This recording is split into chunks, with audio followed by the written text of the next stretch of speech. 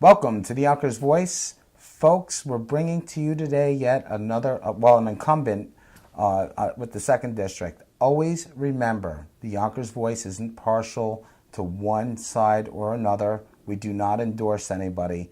We're proud to have Corazon Pineda with the 2nd District. Again, a local incumbent who's served for 4 years. Corazon, welcome to the show. Thank you for having me. It's great to be here today. You're running again, and we just wanted to ask you a few questions about your campaign and your proudest achievements. Tell us a little bit about what you've done over the last 4 years that are your strongest achievements for the city of Yonkers. Okay.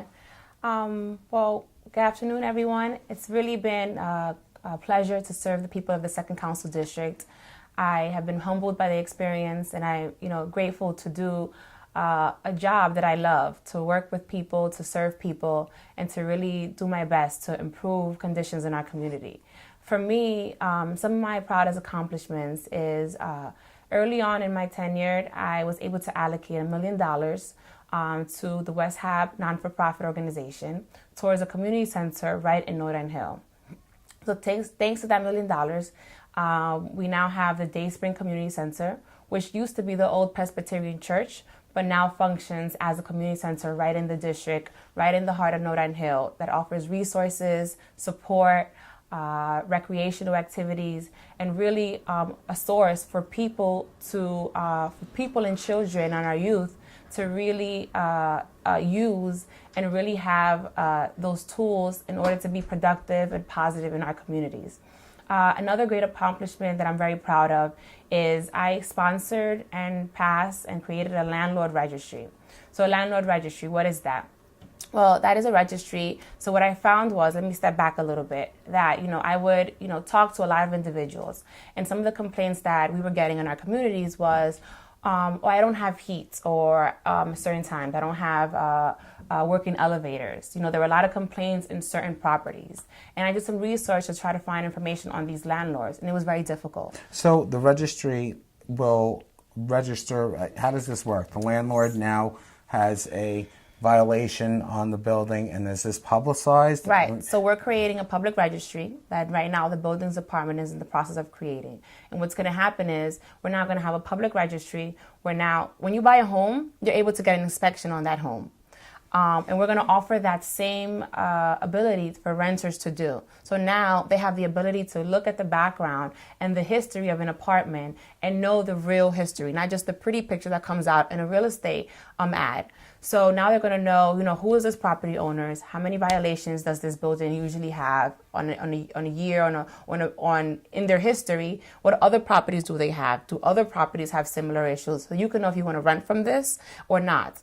Also, what it allows the city to do is to now hold these landlords more accountable, because now we'll have more information in a more accessible way. So really what we're providing is a way for people to have adequate and reasonable and appropriate living conditions, which protects everyone. That's an amazing bill. Congratulations. Thank you. And that's passed? Yes, it did. It passed. Actually, we worked very hard on it. And, it was a process, but I'm very happy to know that it passed. Do you feel that that'll eliminate the slumlord, type person? That's the goal. And unfortunately, we have a lot of good landlords out there, but we also have some who don't provide adequate living conditions. They don't do right by their inhabitants, and we're looking to change that. We're looking to really hold them accountable, to really be a city that puts pressure on these landlords to do the right thing. Congratulations. Excellent bill. I noticed that you had a living wage bill pending. Yes. Can you tell us a little bit about that? Yeah, so I co-sponsored a living wage. And, many people sometimes, confuse the living wage with a minimum wage. So minimum wage is, the minimum that an employer should be paying his employees. And that's great. We should have one, in which we do. But what a living wage is, because is that every state, every city has a different cost of living, right? So my sister just moved to Cleveland, Ohio, and she called me very excited because she was able to get a huge loft apartment for $700, right? However, in New York, $700 will probably get you, a shoebox. So what we want is... If you're lucky. Right, if you're lucky. If you're lucky. If you're lucky. So what we want is to have a living wage here in Yonkers that basically says employers should be paying people enough for them to live out of poverty here in our city. And it's pending, and unfortunately it's in committee, and we haven't been able to pass that. But it's something that I'm going to continue to push for, because people, I often come across individuals who I speak to who work 4 to 5 jobs, 3 to 4 jobs, and they're still just living either still below their means or right within the cusp of their means. And unfortunately, if they had an employer who would provide a living wage, they maybe would have more time with their families and have to spend less time working multiple jobs just to feed their families and provide a roof. Just backing up a little bit, I noticed that you went to Long Island U, was it? I did. I went to Long Island University. I graduated with a bachelor's degree in business with a concentration in finance. You worked with AXA. You have a 7, a 63, I do. a 6. Do you think that these licenses and education have helped you to raise these and understand these numbers to bring, let's say, $1 million to a project? So yes, I do feel that my financial background has helped me, because a big responsibility of the city council is the budget. The budgetary process is one of the biggest responsibilities that we have on the council, is approving a budget, deciding how much money is going to go into a certain departments, our education, our police, fire, essential services. So I do use my financial background in order to help me make those decisions. Running in the 2nd District, there's crime, as there is anywhere. How would you rate your crime rate versus other districts at this point right now? So one thing that that we often hear is that Yonkers is one of the safest cities. And I don't like to very often repeat that statement, although it's true, because what I feel is that sometimes people of our community, specifically my district, don't always feel that way. And it's important that we are sympathetic and empathetic, right, to all the different communities that are within Yonkers. So for me, although Yonkers as a whole is a safe city, I make sure to stress, how do our communities compare to other communities? So, for example, I talked about Northern Hill. One of the reasons why I fought so hard for a community center is because I know that Northern Hill is one of the hottest, right? I guess we could say one of the most, where the crime rate is highest in the city. So one of the ways to combat crime is by bringing resources, by bringing services. So I'm hoping that if we could have a facility in the district that our youth could use, and maybe not continue or not join a life of crime because they have positive services that they can go into. I think that helps crime. That's one way to help. Most recently, one of the things that the city started implemented is Operation Clean Sweep. So we found that there was a spike in criminal activity. It was gang related. So now we have Operation Clean Sweep. So if you go on Spruce, you'll see a mobile command center there. And they're there, basically it's like a mobile precinct, like a mini mobile precinct. And that during the nighttime, it brightens the community.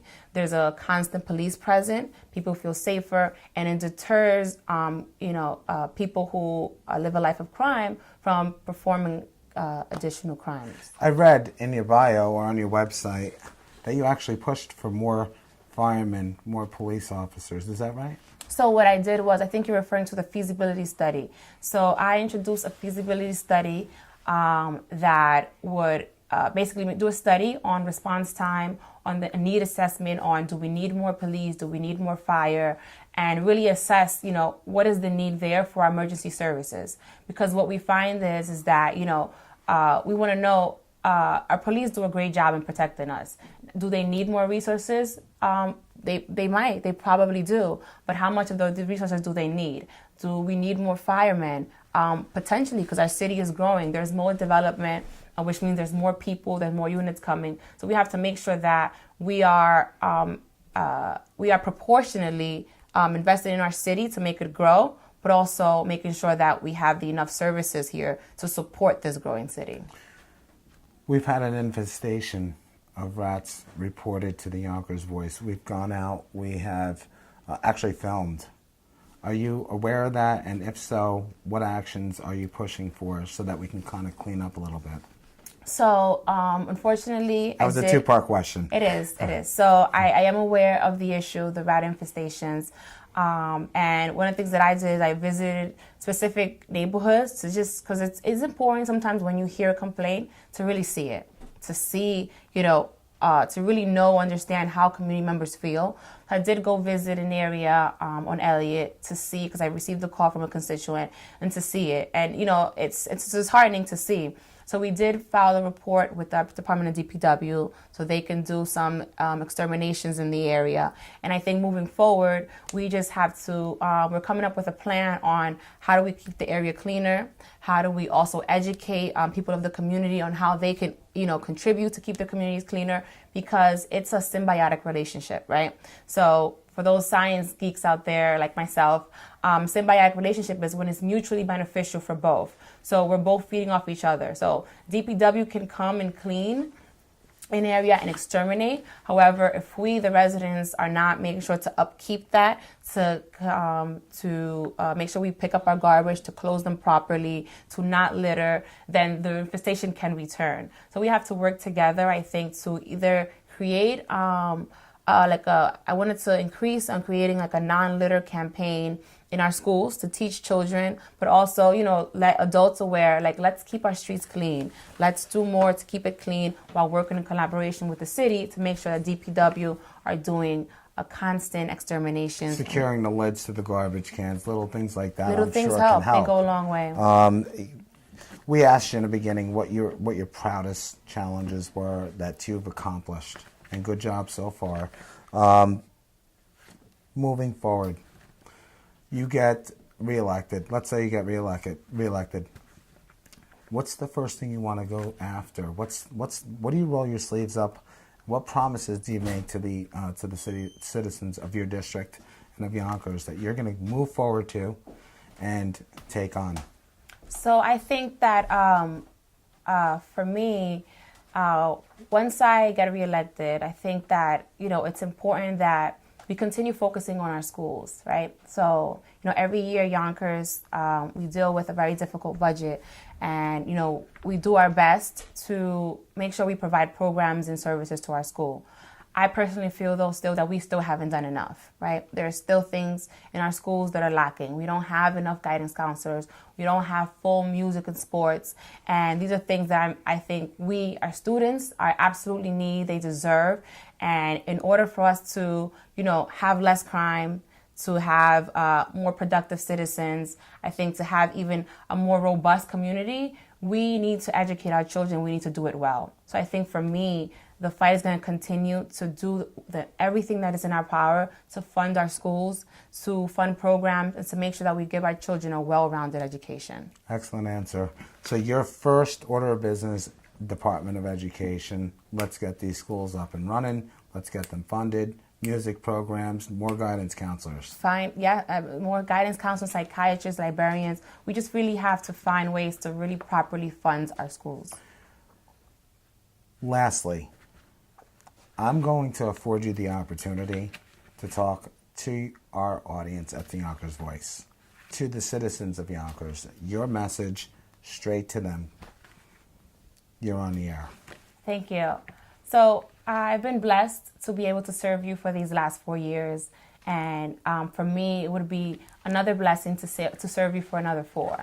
I think that local government, being on the Yonkers City Council representing the 2nd District, is about people, about having an open door policy, about constituent services. So just know that when you call my office and you let me know if there's a pothole in your street, I'm going to do everything that I can to make sure that gets fixed. When you call and you tell me that,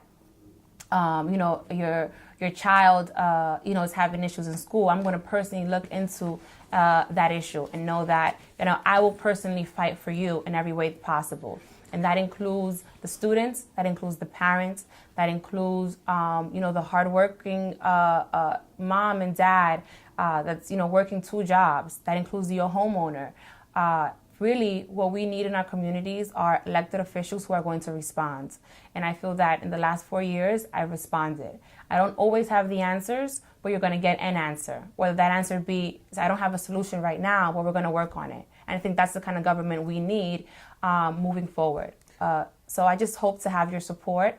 I look forward to having your support, and I look forward to another 4 years. Your website, your telephone number, where does somebody call you if they have an issue? So my website for campaign purposes is corazonforoffice.com. The phone number, I don't know it by memory, but I can look it up right now. That's okay. We'll go ahead and we'll put it on Yes. underneath the little post after. And folks, I'd like to thank you for joining us again. I can't thank you enough for taking the time out with us, Corazon. It was a pleasure meeting with you. We're happy to have you on. And folks, remember, it's not local unless it's Yonkers Voice, bringing you your local politicians, incumbents. And I want to thank you again for joining us this very exciting time for us. Thanks. Thank you.